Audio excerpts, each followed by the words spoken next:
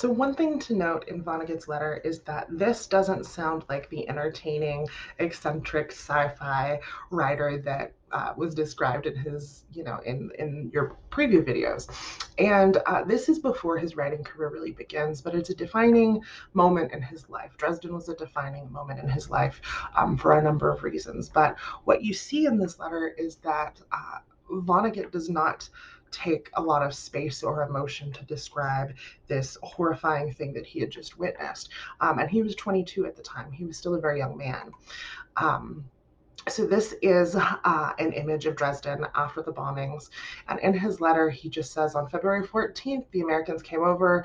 Their combined labors killed 250,000 people in 24 hours and destroyed all of Dresden, possibly the world's most beautiful city, but not me.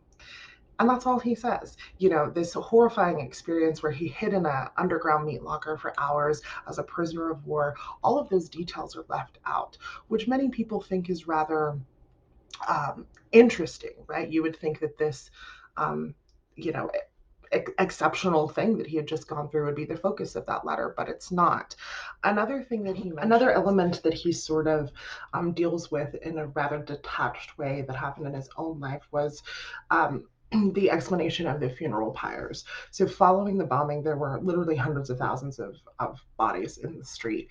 And these prisoners of war, remember they had just gone through this horrible thing with the German city that had experienced it, but the bombing had been committed by the Allied side. So in the German mind, they were figures of the people who had done this horrible thing. So they were tasked with cleaning up the bodies in the streets. So not only has he suffered this trauma of this, horrifying experience, but now he's also being psychologically abused and taunted as he cleans it up, which is a lot to deal with. This is the quote from the story. And he says, after that, he was put to work carrying corpses from air raid shelters, women, children, old men dead from concussion, fire, suffocation. Civilians cursed us and threw rocks as we carried bodies to huge funeral pyres in the city. So he is, a prisoner of war in the city that's just experienced devastation, but people are horrified and angry and traumatized. And, that is putting him in a really sort of complicated emotional situation. But again, he doesn't talk about this in any great detail. He just says, this is what it is. And he carries on. This is sort of one of the least emotive letters that you're going to read from Vonnegut. And I want to talk about the rhetorical reason why that happens. So in 1999, a scholar named W.B. Sebald did a study on German eyewitness accounts to tragedy. And so he interviewed and psychoanalyzed a number of people in Germany who had witnessed these bombings and destruction of their country and their city during World War II, and civilians, people who were not involved with the military at the time.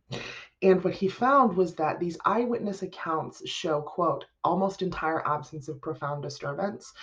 And he claims that this is a form of, quote, obscuring a world that could no longer be presented in comprehensible terms.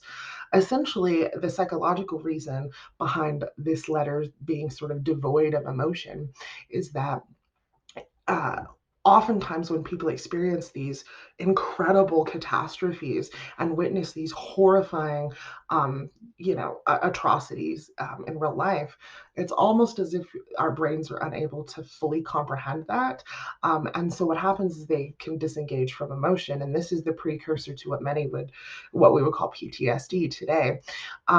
Not only do these experiences sort of create these narratives that are devoid of emotion, but survivors of these sorts of things often, according to Sebald, quote, chalk it up to overcoming all tribulations and without showing weakness.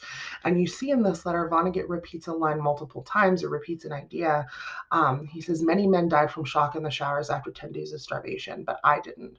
The bombing destroyed all of Dresden, but not me. Their planes bombed us, killing 14, but not me. And so even though this letter isn't meant to be published initially, it still has this stylistic choice of returning to this idea of but they didn't get me, but I survived, but they didn't get me. And that's a trauma response as well. And so you want to think about how that rhetorically changes the way that he communicates. Now, in this letter, you get whispers of his style. This is Vonnegut, but this is before he really found his narrative voice as a fiction writer. Sebald coins this as an unreal effect, so it doesn't seem real. It doesn't seem like it can be real to survivors of things like this. He signs off his letter by saying, "I have too damn much to say. The rest will have to wait." And um, his work on writing about Dresden, writing about his experiences would later become Slaughterhouse-Five, but it took him decades to come to grips with how to manage that story. And he still struggled with it, even in what is considered one of the greatest novels of the 20th century, Slaughterhouse-Five.